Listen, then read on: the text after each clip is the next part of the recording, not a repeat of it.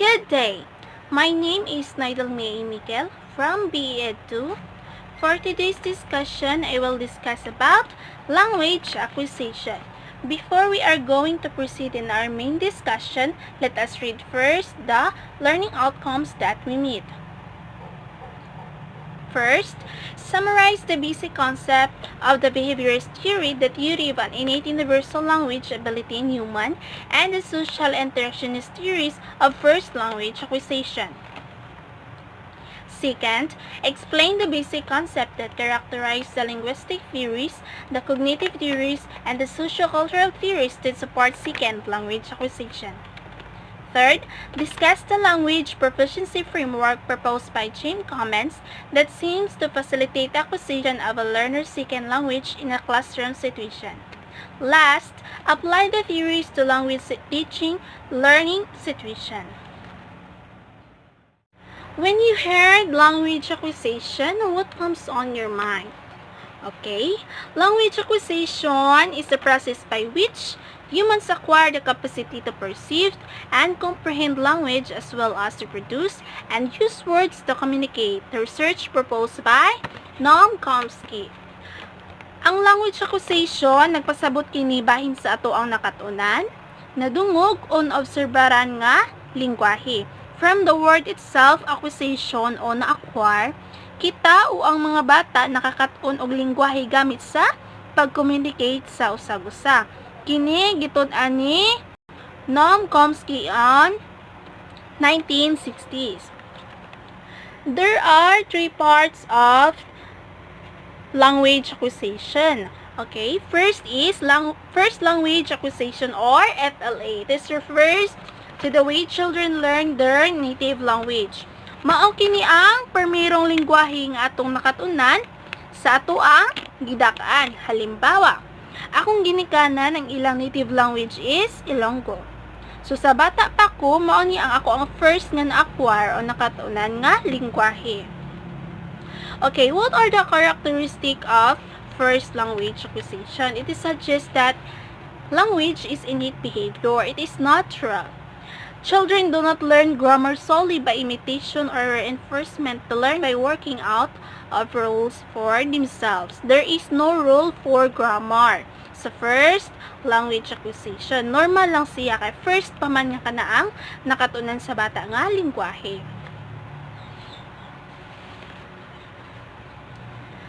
Next is behaviorist theory. Ang behaviorist theory is gistudihan ni John B. Watson on 1930s. Behavior study only observable behavior, also known as behavioral psychology. It is a theory of learning based on true conditioning. Condition kini base sa pakiistorya nato o sa mga bata sa atong palibot, sa masaginikanan o pamilya. Diha ni ana makakaton ang mga bata o maka-acquire og sinultian bahin sa ginabuhat sa palibot. My topic is all about universal grammar and the language acquisition device in 1960 to 1980. According to Noam Chomsky, he noted that children in every language and cultural community are able to learn to speak and understand language at a very early age. Kailangan na ang mga bata sa bawat wika at kulturang pamayanan ay maaaring matutong magsalita at maunawaan nila ang wika sa isang murang edad. And he believed that children are not just mimicking language patterns, but producing meaningful utterances on her own. Ibig sabihin, naniniwala siya na ang mga bata ay hindi lamang panggagaya, kundi gumagawa sila ng mga makabuluhan sa kanilang sarili. The language acquisition device. It is an innate human ability to learn, process, and use language. Language acquisition meaning you acquired knowledge, you acquired any language, or you are able to learn in any languages. And when you acquired language, these are the acquisition device that should use the ability to learn, the ability to process, and you know how to use the language. Next is the universal grammar. Universal grammar is to describe those features that he claimed are shared all languages. Tinatawag itong universal grammar dahil lahat ng lengguwahe na yung natutunan since birth, that is called universal grammar. And Chomsky also believed that humans have the ability to acquire grammar without being taught because these shared features are innately internalized in the human mind from birth. Ibig sabihin na naniniwala siya na ang tao o lahat ng tao ay merong abilidad na gumamit ng isang lengguwahe o isang wika kahit na hindi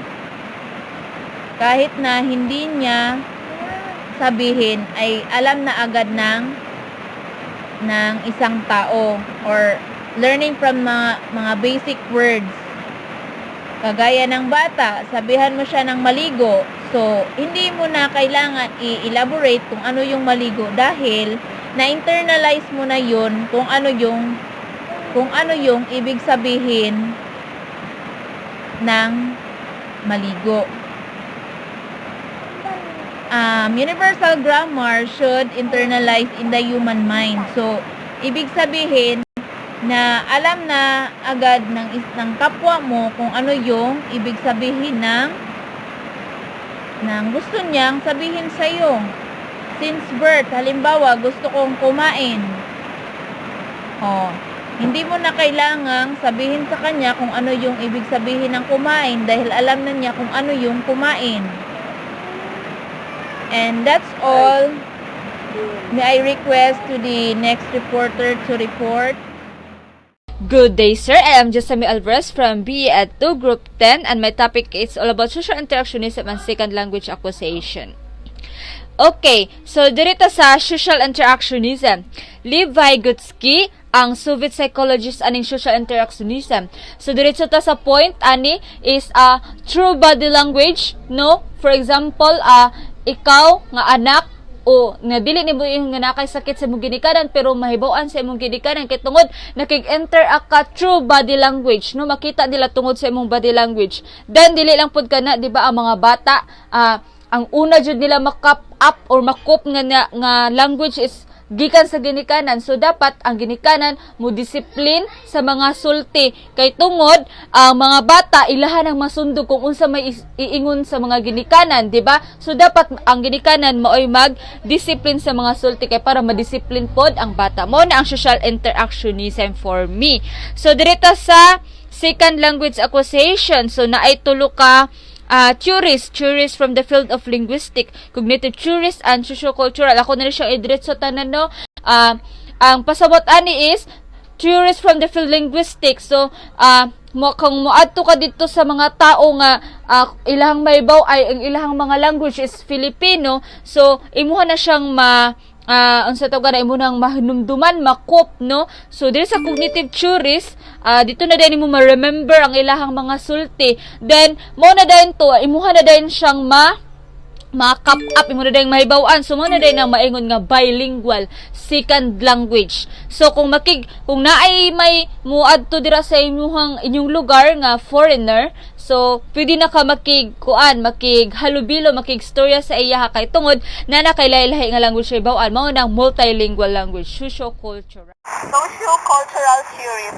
These theories stresses the interaction between developing people and the culture in which they live. So, di ba, kanang diri sa Pilipinas, kanang nagkalain-laing mga kultura. Sa bawat isa nga nagkalain-laing kultura, nasa mga kaugalingong mga lingwahe nga ginagamit sa pagi sa ilang pag-istorya, di ba? Kanang like diri sa ato na mga kultura sa kanang mga bayan ng mga Aisa, Manubo, Ilonggo, mga ingon anak nga mga culture na nato na sa mga kaugalingong mga pamaagi or lingwahe nga ilang ginagamit. So example ani, di ba, sa isa ka kultura ang ilang pag-istorya na ginagamit kay Bisaya. So, kaya diri sa ato, diri sa Agusan, mostly nga ginagamit nga mga lingwahe kay Bisaya. Then, sa lain pong kultura, ilang ginagamit kay nga lingwahe Tagalog. So, like sa Manila, di ba, kana sa sa sentro sa Manila, kasagaran din nilang ginagamit nga lingwahe jud kay mostly nagyo siya sa kanang Tagalog nga lingwahe. Pero kung naisa ka kultura nga maghikayat nga gamiton ang lingwahe nga kung unsa ang gigamit sa laing kultura, pwede nilang matun-an. So kita diri sa Agusan kanang Bisaya man ato ang lingwahe nga ginagamit, kanang pwede nato kanang gamiton or sundugon ang lingwahe nga ginagamit sa kanang lingwahe nga ginagamit sa Manila, di ba? Kay sa Manila Tagalog man. So pwede na to siya kanang magamit pamaagi sa pagtuon or ito kabalo man jud sa magtagalog pero dili straight nga pagka-Tagalog pero kailangan gyud pa siya tun-an. Diri sa learning begins with declarative stages. So unsa na to pagkahibalo kung unsa ang mga lingwahe nga ginagamit sa laing kultura. So diba, kanang mag-agi kita ana sa kanang step by step kanang kung unsa na to pagkahibalo kung unsa ang ginagamit nga lingwahe sa mga laing kultura. So, una, pwede na to hibaloon kung unsa nga lingwahe ang ilang ginagamit. So, bayaan na kita diri kay kuan man naman sa Agusan Bisaya nya kanang bayaan na sa kanang mga aita. Pwede na to hibaloon kung unsa ang lingwahe nga ilang ginagamit kanang kung unsa ba nga klase nga inistoryahan ng ilang ginagamit sa pakig-communicate nila sa ilang isig kapareho sad nga aita or kanang bayaan ng mga Muslim, di ba? Kanang ilang lingwahe nga ginagamit kay dili baya pareha sa Bisaya. So pwede na to siya kanang hibaloon kung unsa na nga klase nga lingwahe nga ilang ginagamit. Sa ikaduha, sabton og intindihon og maayo kung sakto ba pagsabot sa maong lingwahe. Bayaan na sa aita kung unsa na nga lingwahe ilang ginagamit, pwede na to siya sabton na to or intindihon kay karon po masabtan na to kung unsa nang pasabot sa ilahang lingwahe nga gina-istorya, di ba? Ya, sa ikatulo, pwede na nimo ma-apply automatically imong nahibaw-an o nasabtan nga mga lingwahe. Ya, pag nahibaw-an na nimo, nasabtan nimo kung unsa nga lingwahe nga inistoryahan ang ginagamit nila, pwede po ito nimo siya magamit sa imong kagalingon sa pakig-communicate sa ilaha or sa same nga culture nila. Diri sa declarative knowledge.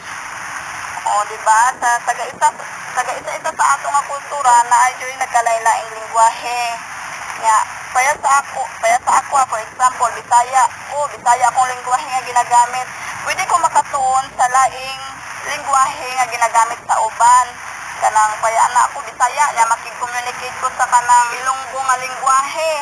Pwede ko makig-communicate sa pamaagi nga kung kami magka-inistoryahay kanang face to face or kanang makipag-view kanang conversation baga kanang mag-text ana nga iyahang tinextan kay bayan ng lingwahe nila ilang ginagamit. So pwede na ko siya kanang pwede na ko siya kanang matun-an kung unsa nga lingwahe kung unsay pasabot sa iyang lingwahe nga ginagamit. Procedural knowledge. Kani para sa ako kanang kabaliktaran ni siya sa declarative knowledge ang kaning procedural knowledge kay kani di ba sa declarative knowledge kanang pwede nimo siya matun-an kung unsaon niya pwede nimo siya ma-apply sa imong kaugalingon pero diri sa procedural knowledge mao ni ang imong matun-an or nahibaluan nga ikaw ra mismo ang naaani kanang bayaan mo mura siya kanang talent. Diba? Kaya diba, tatag sa ato nga kaugalingon, diba? Nagyod tayo kaugalingon. Good day, I'm Leona Beth P. Orlandes from BEd 2 and my topic is all about at least 10 principles for the SLE classroom. Here are the first 5 principles. First principle is instruction needs to ensure the learners develop both a rich repertoire for a formulaic expression and a role-based competence. Second principle is instruction needs to ensure that learners focus predominantly on meaning. Third principle is instruction needs to take into account the learners also focus on form. Fourth principle is instruction needs to be predominantly directed at developing implicit knowledge of the L2 while not neglecting explicit knowledge. Fifth principle is instruction needs to take into account the learner's built-in syllabus.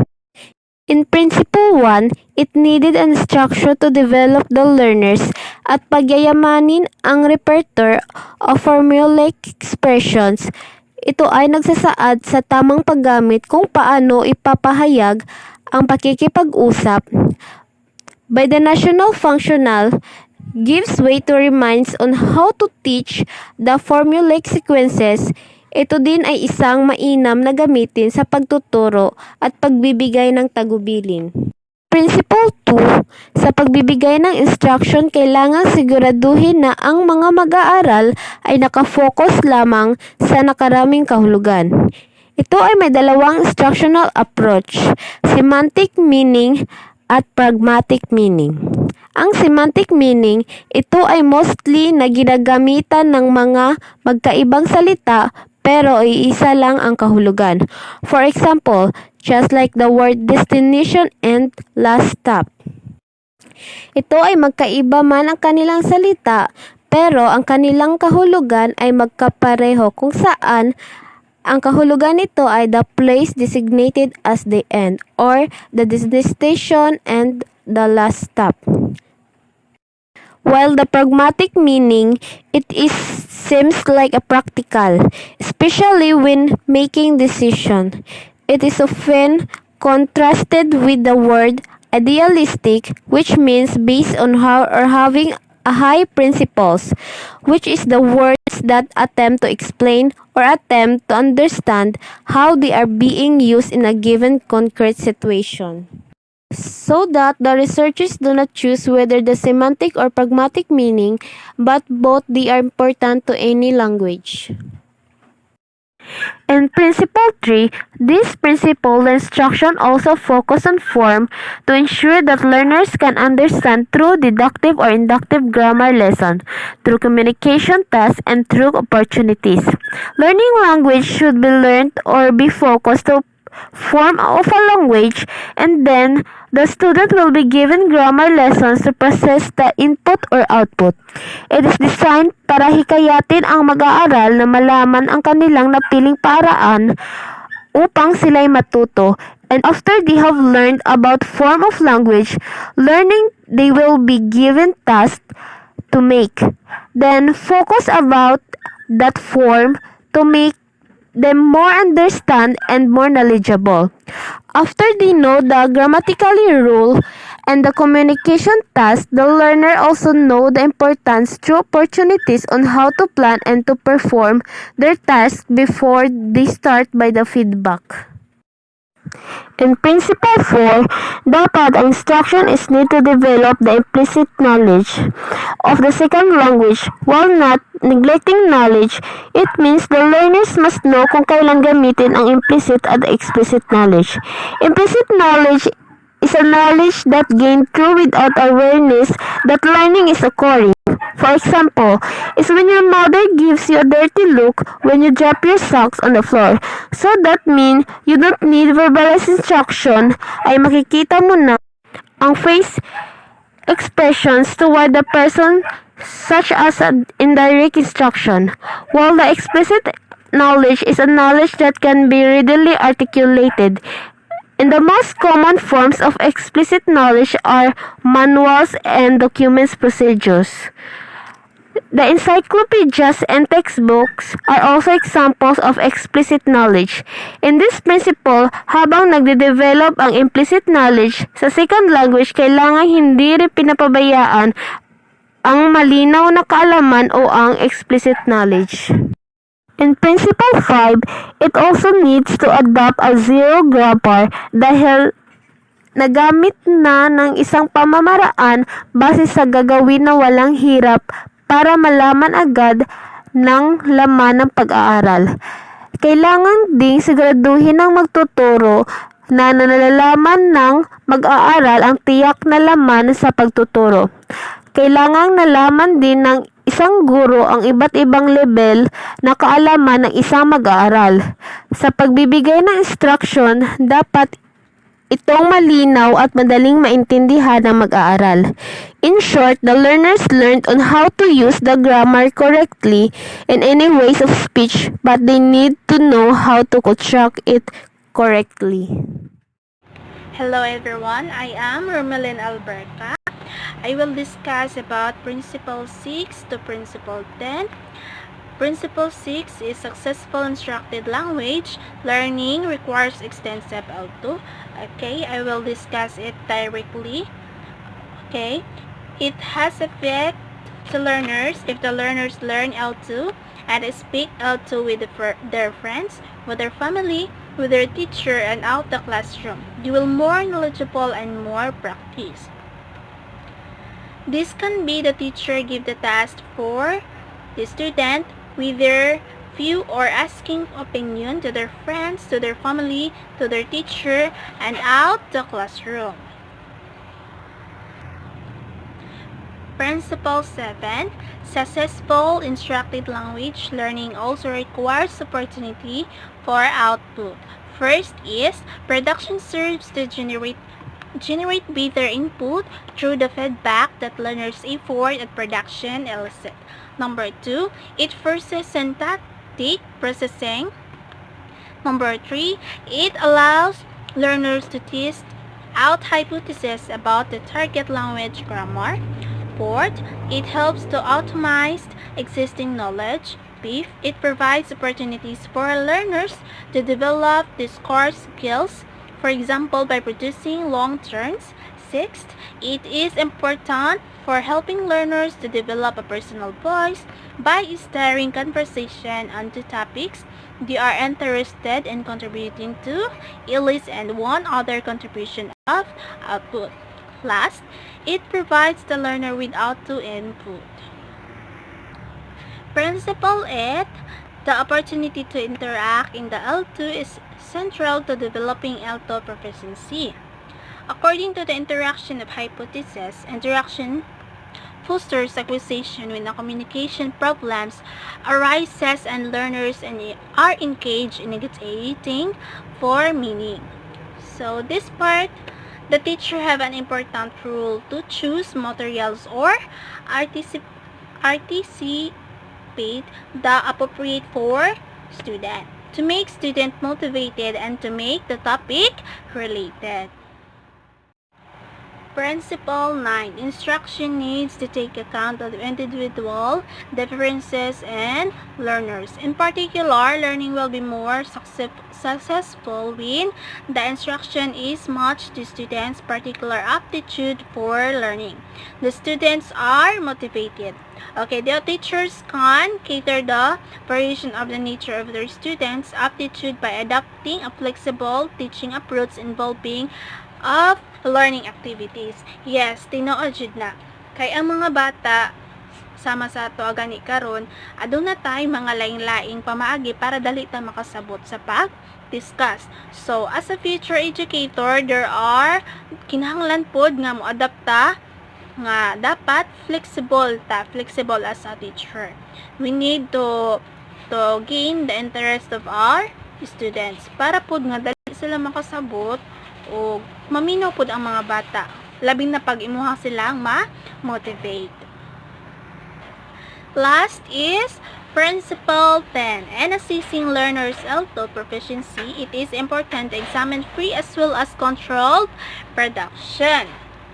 Okay, distinguish four types of measurement. First is metalinguistic judgment. So when we say metalinguistic judgment, this test will measure the score of the student grammar. Second, selected response. This kind of test provides some answer and the student have to choose correct one. Third is constructed response. So when we say that this test or this assessment can be in grading test, but in listening test also proper for this test. Fourth, pre-constructed response. So it can be easy for high-order thinking skills, or it may be for the student's opinion, or maybe student perception on the text. It can be reading comprehensions or listening comprehension.